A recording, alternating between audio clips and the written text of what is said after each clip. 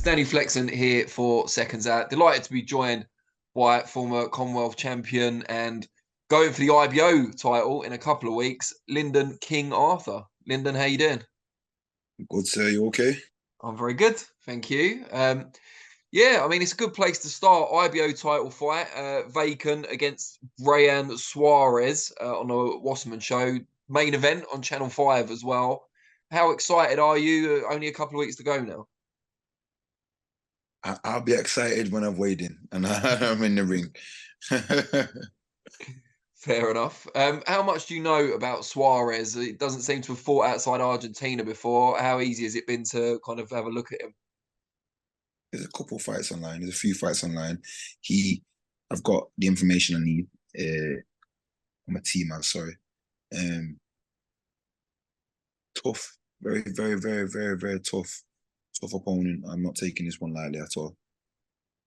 How do you kind of feel about the IBO belt itself? Officially, it's a world title. Some people consider it lesser compared to the big four, if you like. What's your view of it? I'm probably in the same mindset. But I guess it's a good title to have. I'm not a fool though. I understand, but uh, you know, I'm excited to fight for it. Good. And you've been with Wasserman for this will be your third fight with them. Obviously, previously with Frank Warren. Just talk to us a little bit about what Wasserman have done in collaboration with you so far. Kind of you're coming off a defeat when you joined them, and they've got you out, they've kept you busy, and now got you in for the IBO belt. Well, you can prove in what you can see. I should have been out for this. Should have been my fourth time out. I would have been on the Eubank and Ben undercard as well. So they're keeping me busy. They sticking to the word. I cannot complain. What they're doing is great. We're working great as a team. So What was the period like with Frank Warren and with Queensbury? You obviously had a lot of big fights. You won the Commonwealth title with them. Probably didn't end maybe the way you would have wanted it to, performance wise, and in the ring. yeah, obviously, it needs to be said. It was good, but it lasted. It is what it is. Yeah, I mean, you obviously had that big win over Anthony Yarde. You became WBO #1. Was there ever a consideration that you might then go on to a world title shot rather than the rematch with Yarde? That was what's supposed to happen. But politics of boxing and people have favourites. It is what it is. Yeah, I was going to ask you about that because it's similar to people talk about Daniel Dubois losing to Joe Joyce. Did you always feel like Yarde was kind of the house fighter, even though you were both promoted by the same team? Yeah, it was. It was. But again, that's just boxing. Boxing politics. I hold no grudges. What about the rematch itself? When you look back at that, obviously you won the first fight. I know it was close. I thought you won relatively clearly. How do you feel about how the rematch panned out, and are there things you would have liked to have done differently?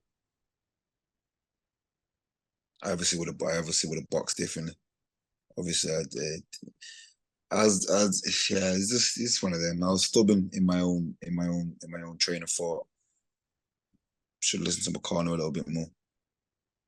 I could have done the same thing again as I did in the first fight. I just needed to be a little bit more switched on, less lackadaisical to the situation. Are there positives you can take from it? You know, some people say their first defeat makes them hungrier. I don't know, but what do you think about it? I'm still got the same hunger. I just messed up. I slipped up, and at that level, you step up and you will get found out. You get shown. I shouldn't have slipped up. I shouldn't have took my after bar. I did, and it is what it is again. And Yard went on to give Artur Beterbiev a really good fight. Obviously, came up short, but a very competitive world title challenge. Does that kind of offer any consolation? You know, this is someone you've beaten. He's gone on to achieve something. You know, he didn't win, but he's gone on to put on a great performance at world level. Yeah, fair play to him. But does it give you more reassurance about the level you're at? Um, No, I'm confident in my level. Without that, I don't. Look, yeah, it's a good fighter. It goes without saying. Um, I know myself. I'm a good fighter, so I know my level. What's Without, the I don't have to yardstick it off what he does. literally? Um, Literally, what's the path for you? Obviously, IBO title all being well, you'll get that in the bag before the end of this month. Where would you like to go after that? no one specific, nowhere specific. But obviously, I want to keep winning. I want to keep building the next level after that. So my Wasserman, Carl Sauling brothers, they will put a good plan forward. And what do you make of Channel 5 and having that terrestrial TV platform? They've been doing some really good numbers so far as well. You're going to be the main event in the next one. How excited are you about that side of it? Yeah, it's great. I get people fans, like not fans can just watch me. To people that watch TV Channel 5, it's there. It's might be flicking through and it'll just be able to turn on and I'll be there. I'll be on TV and you'll be able to watch me whether you want to or you don't. You might sit and I might get new fans from it. There's the things like it has a huge audience that can only benefit me. It's an amazing platform to be on. And you've had that two domestic fights with Yard, really, really exciting stuff. Does that appeal to you going forward? You've still got obviously Joshua Buatsi in the division in the UK. Dan Aziz, I think, is going for the European title this weekend as well. Do those kind of domestic grudge matches, if you like, appeal to you? Yeah, they're the best ones, aren't they? Because they bring the most crowd in. They bring the most excitement, the most bit of needle. It's always me versus them or them versus me kind of thing. So it causes excitement. You get that bit between your teeth for them kind of fights. And we saw Zelfa Barrett, obviously someone you're close to, challenge for a world title late last year in Abu Dhabi. Really good performance from him. Obviously didn't quite work out at the end, but boxed incredibly well before that. I was ringside for that one. Yeah, What did you feel watching that and seeing someone you know very well fighting at the very, very top level? it was great, man. It was great. It was great to go over there. It was great for him to get the feel of what he was 3 or 4 rounds away from being a world champion. That's not far. That's within arm's reach, and I believe Joe Cardina wins and Zelfa wins the next fight, which I believe will happen. I think them two will get it on, and that again will make a cracking fight. Cardina's a very I know Cardino.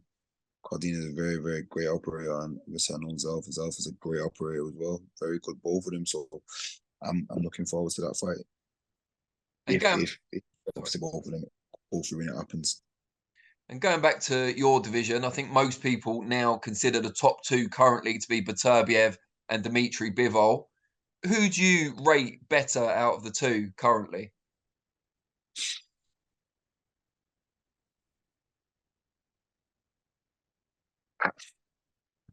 I favor the better boxer, which I believe is Bivol. But you cannot take nothing away from Beterbiev. He's a monster in this sport. He's a monster in the light heavyweight division. But I just think that Bivol does that I like a little And bit more. how far or how many fights do you feel you are from that level? I'm not far off. I'm not far off. I'm not far off at all. It's just getting the right fights now and getting to that position. How far off can it be? 3, 4 fights? Like what? Uh, you know, I feel like them two are gonna fight anyway, Bivol and Beterbiev. So while they're punching the shit out of each other, I'll be, I'll be coming up behind them. Feet up, resting, get ready. I like it. Um, we saw recently a kind of crossover fight, if you like, which was just over the light heavyweight division. Jake Paul, Tommy Fury. Did you watch it? Of course, of course. Well, I'm sure some boxers didn't, but yeah, I mean, Yeah. I certainly did. What did you make of it? Um, I just feel like it was it gave what it was kind of thing, in a sense of you have an 8-0 against a 5-0. I think the record was. And you have two prospects like that.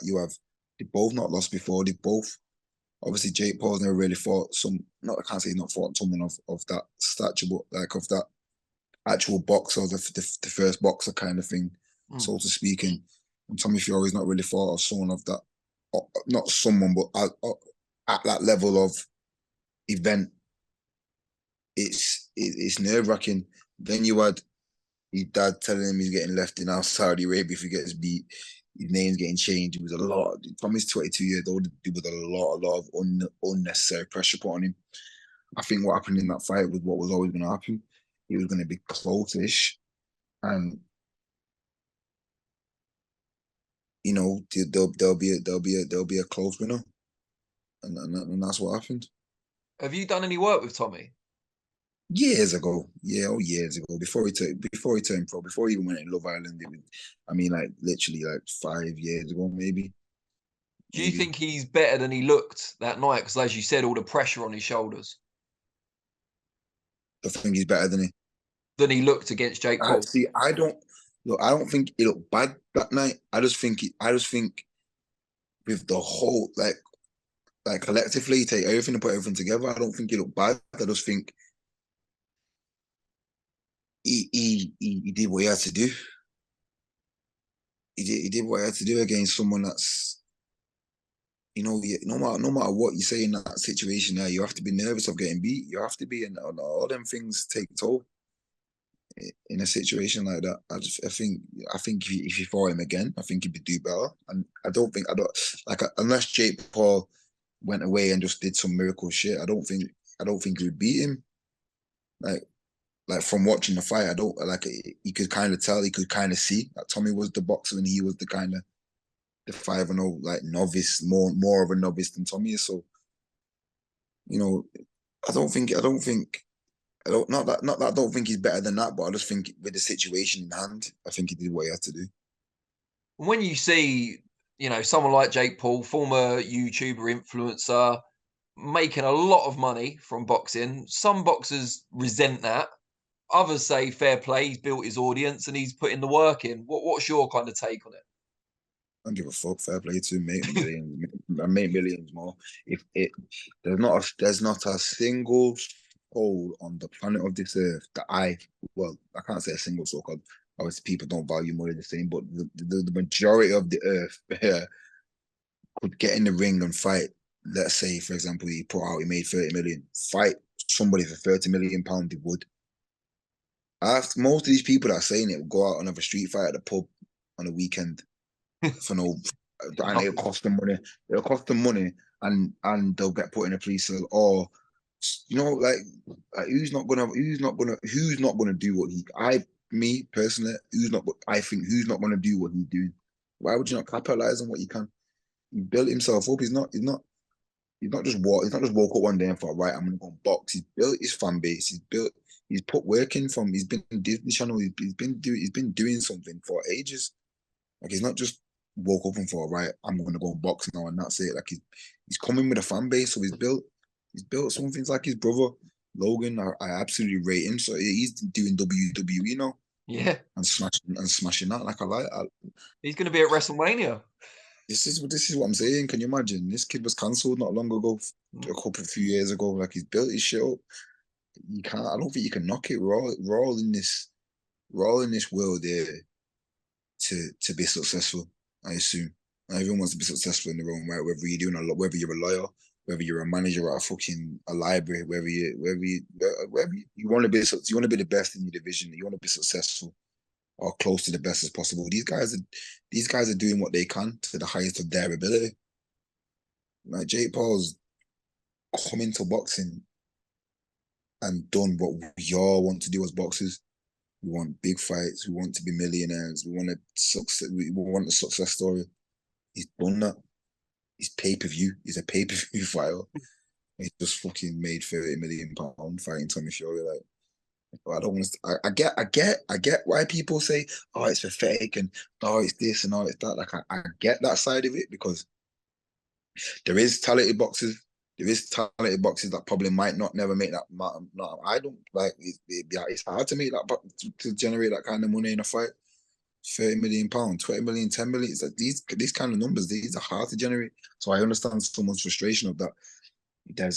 There's a whole heap of boxers that might never even see £100,000. Yeah. And in a sense, it does look like he has just thought, I'm gonna come into boxing and take the piss. But I don't mind him doing it. He's bringing eyes to boxing. He's bringing people money. Like, look what he's doing outside the ring as well for like other fighters. What he's done for is it Serrano? Serrano. Yeah. She got I think she got 7 figures Yeah. through fight, and it's his manager. Like, he's got his promotional thing. I'm sure he probably just got Badu Jack paid quite a lot of money for fighting on his undercard.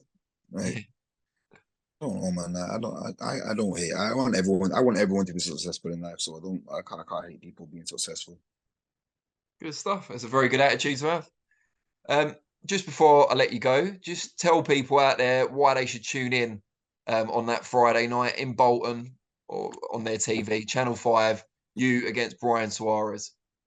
It's going to be an exciting fight. It's going to be an exciting fight, and you're going to see me lift the version of the world title. May not be the biggest version, but it's going to be a step in the right process for me, and it's going to be a great fight. Brilliant stuff. Lyndon, really appreciate your time, mate. And yeah, let's do this again soon. No danger. Thank you.